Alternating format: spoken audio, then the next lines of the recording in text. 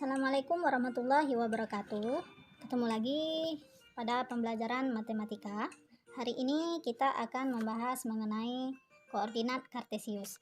Pada buku matematika SMP atau MTS kelas 8 semester 1 edisi revisi 2017, pembahasan tentang koordinat kartesius berada pada halaman 41.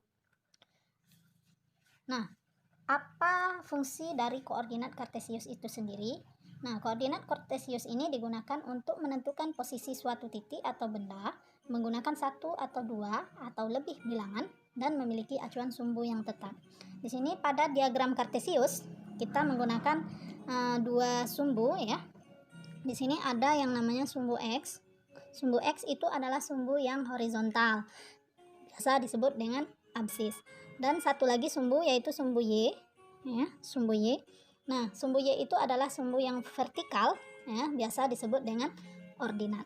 Nah, di sini pada diagram kartesius ini kita melihat ada beberapa titik, yaitu di sini ada titik A, titik B, titik C, titik D, titik E, titik F, titik G, dan titik H.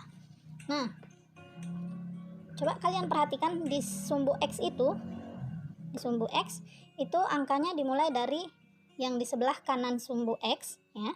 Sebelah kanan sumbu X itu dimulai dari angka yang positif, yaitu 1, 2, 3, 4, 5, 6, dan bisa dilanjutkan sampai seterusnya. Kemudian yang berada di sebelah kiri sumbu X, ini sebelah kiri ya, sebelah kiri sumbu X itu dimulai dari angka yang negatif. Dimulai dari negatif 1, negatif 2, negatif 3, negatif 4, negatif 5, dan seterusnya.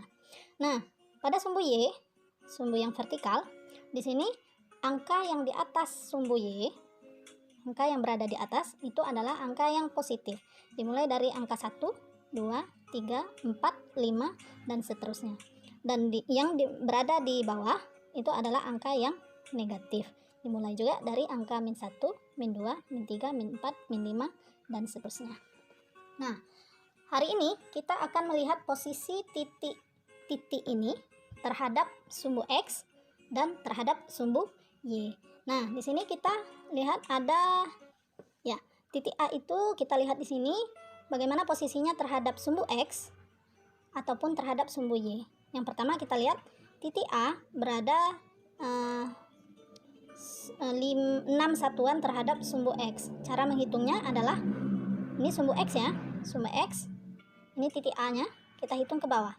1, 2, 3, 4, 5, 6.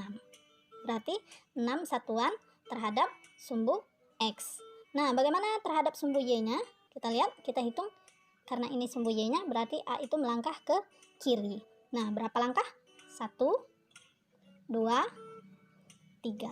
Berarti sumbu A berada di 6 satuan terhadap sumbu X dan 3 satuan terhadap sumbu Y. Nah, kemudian titik B itu berada berapa satuan terhadap sumbu X? Nah, kita berarti melangkah ke bawah ya. Kita hitung 1, 2, 3, 4. Nah, berarti 4 satuan terhadap sumbu X. Berapa satuan terhadap sumbu Y?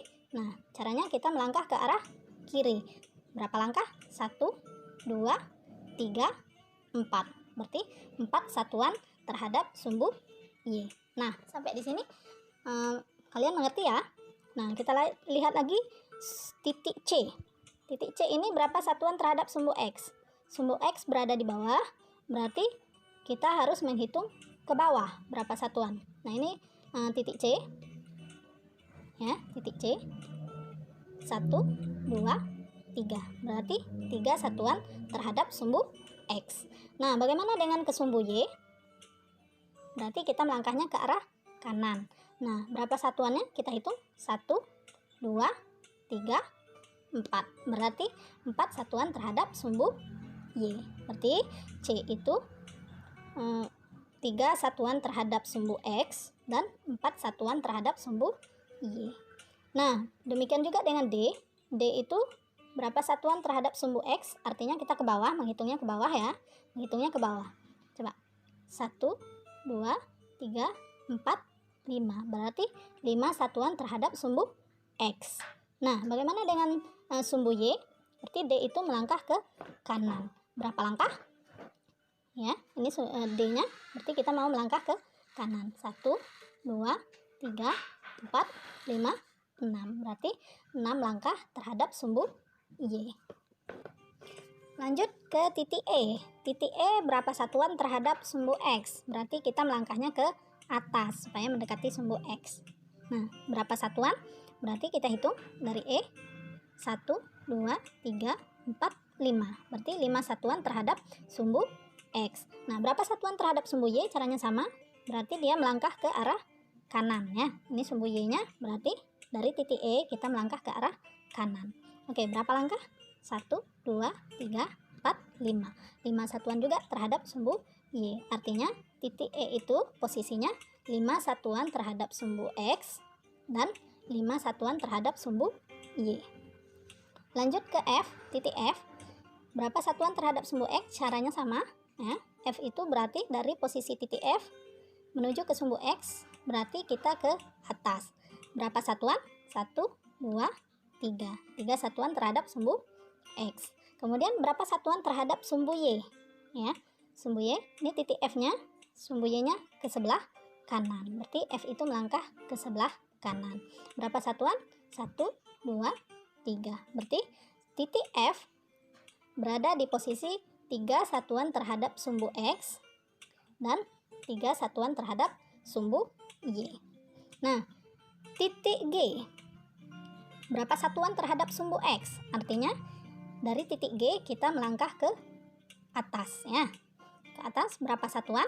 1, 2, 3, 4, 5, 6. Berarti 6 satuan terhadap sumbu X. Kemudian terhadap sumbu Y-nya, artinya dari titik G kita melangkah ke arah kiri. Berapa satuan? 1, 2. Berarti 2 satuan terhadap sumbu Y. Artinya titik G itu berada di 6 satuan terhadap sumbu X dan 2 satuan terhadap sumbu Y.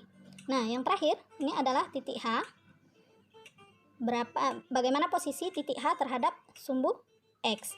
Nah, ini titik H-nya, berarti dari titik H menuju sumbu X kita harus menuju ke atas atau melangkah ke atas. Dari titik H berapa satuan ke sumbu X? Kita hitung 1, 2, 3, 4, 5. Berarti 5 satuan terhadap sumbu X. Nah, bagaimana terhadap sumbu Y? Titik H ke sumbu Y, titik H ke sumbu Y, itu berarti kita melangkah ke arah kiri. Berapa satuan? 1, 2, 3, 4, 5, 6. Artinya titik H itu 6 satuan terhadap sumbu Y. Nah, titik H berada di posisi 5 satuan terhadap sumbu X dan 6 satuan terhadap sumbu Y. Nah, sampai di sini kira-kira kalian sudah mengerti? Ya. Kalau sekiranya sudah mengerti, artinya kalian bisa mencoba mengerjakan latihan pada buku paket, yaitu di halaman 48. Selanjutnya, bagaimana cara kita menentukan koordinat dari titik-titik yang ada pada diagram kartesius berikut. Nah, ini dari titik A, B, C, D, E, F, G, dan H, itu koordinat titik-titiknya itu berapa-berapa saja. Nah, di sini cara menentukan koordinat dari titik-titik di diagram ini adalah kita perhatikan titik A, ya. Ingat, peraturan untuk menentukan koordinat titik itu adalah dalam sebuah kurung itu terdiri dari X dan Y. Di sini X dan Y, X itu diisi oleh koordinat titik di sumbu X, sedangkan Y itu adalah koordinat titik di sumbu Y. Oke, kita lihat di titik A. Nah, kita lihat A-nya itu, X-nya itu berapa? Ini X ya. X untuk titik A, X untuk titik A itu adalah 3 ya. Berarti A itu 3. Y-nya untuk di titik A itu berapa? Ini Y ya.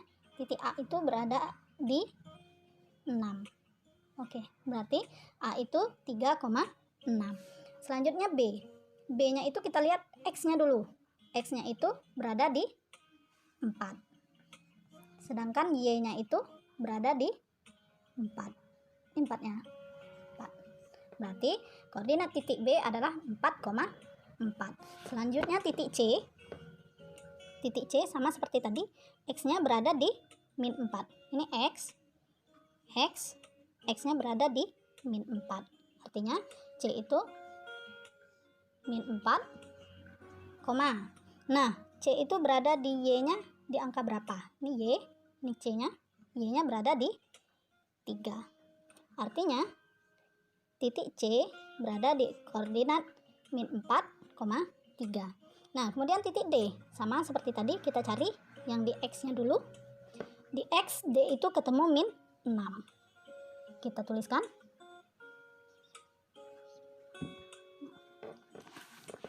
D itu min 6. Y-nya itu, Y untuk titik D itu adalah 5. Berarti D itu di titik min 6,5. Kemudian yang E. Yang E, X-nya itu berapa? Ini X ya. Ini X. Ya, X-nya itu ketemu min 5.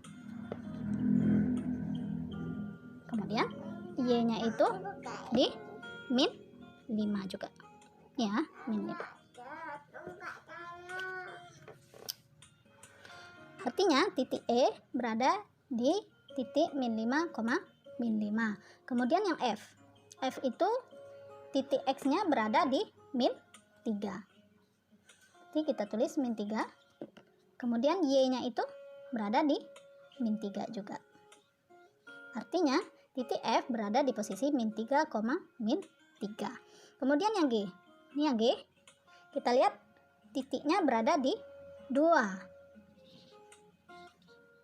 Oke, Y-nya itu berada di min 6. Titik G berada di 2, min 6. Selanjutnya yang terakhir adalah titik H. Titik H itu X-nya berada di 6. Kemudian Y-nya itu berada di min 5. Artinya titik H itu adalah 6, min 5.